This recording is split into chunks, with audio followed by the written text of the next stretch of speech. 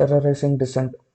HC bail orders are an indictment of attempt to portray Delhi protest as terrorist acts. Caught between a statutory bar on grant of regular bail and a judicial embargo on any close examination of available evidence at the bail stage, those arrested under the country's main anti-terror law have been languishing in jails without trial for extended periods. The Delhi High Court orders granting bail to three student activists jailed for over a year for their alleged role in the February 2020 riots in Delhi represent a clear-headed effort to get around such impediments. Sound in legal reasoning and interpretation, the judgments of Justice Siddharth Mridwal and Justice Anup Jairam Bambani have made a salient distinction between those accused of offences against the country's integrity and security on the one hand, and protesters or dissenters roped in unjustifiably under the rubric of terrorism on the other. The Unlawful Activities Prevention Act has been invoked by the Delhi police against activists and others who were among those organizing the protest against the Citizenship Amendment Act on the claim that they had also fomented the riots. Under Section 43d(5), there is a legal bar on granting bail if the court is of the opinion that there are reasonable grounds to believe that the accusation against those held is prima facie true. Adding to this onerous burden on the accused to demonstrate to the court that the accusation is untrue is a 2019 Supreme Court judgment that bars a detailed analysis of the evidence at the bail stage and rules that bail can be denied on the broad probabilities of the case. The High Court has ruled that the bail court can look at the available evidence to satisfy itself about the prima facie truth of the case. In other words, there is no statutory invincibility to the prosecution case merely because the UAPA has been invoked.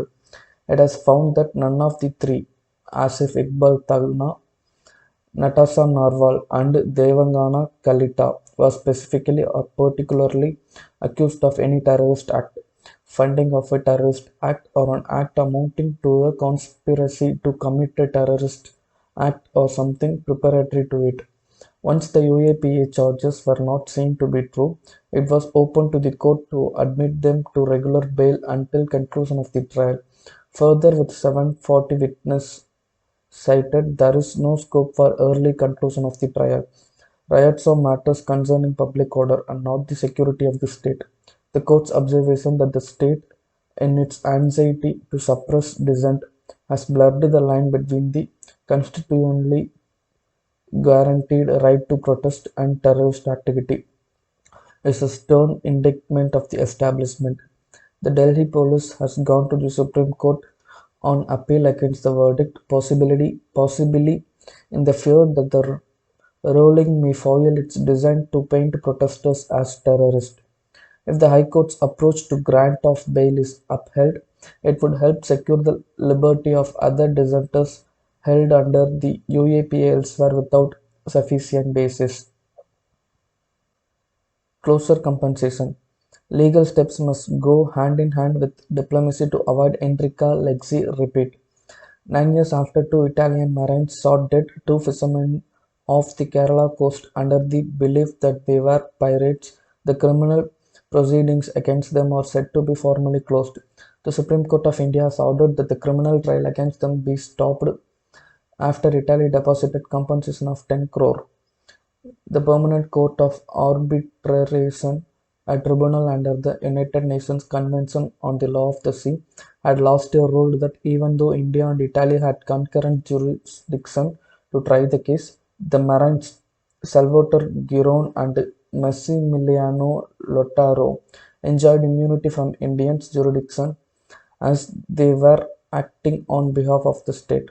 The UN tribunal had also ruled that the Indian fishing boat St. Anthony and the victims were entitled to compensation as Enrica Lexi, the Italian vessel, had violated the boat's right of navigation under the law of the sea. The two Marines are likely to face trial in Italy, but as far as India is concerned, The monetary compensation may have to be treated as the only available form of closure for the moment.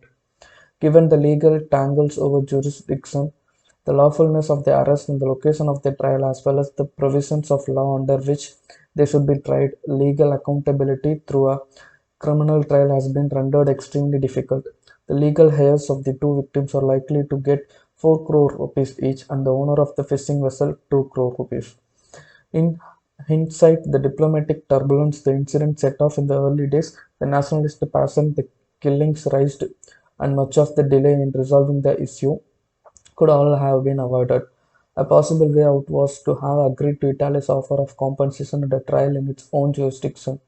The very thing that came out of the UN tribunal's ruling at the time, many in India believed it was an act of wanton killing, while those in Italy believed the fears of piracy were genuine. India's efforts to assert criminal jurisdiction succeeded in national courts, with the Supreme Court ruling in 2013 that prosecuting the Marines who had been brought into Indian waters from the contiguous zone where the incident took place was solely in the Union government's jurisdiction. However, when the NIA invoked a stringent anti-piracy law, the suppression of unlawful acts against safety of maritime navigation, and fixed platforms on Continental Shelf Act 2002. It was received with consternation in Italy. European nations objected to the trial taking place under the law that provided for the death penalty. The provisions of the act were dropped, but this led to significant delay in prosecuting the matter. A lesson is that such incidents should be dealt with a combination of legally sustainable steps and diplomatic efforts to find early resolution.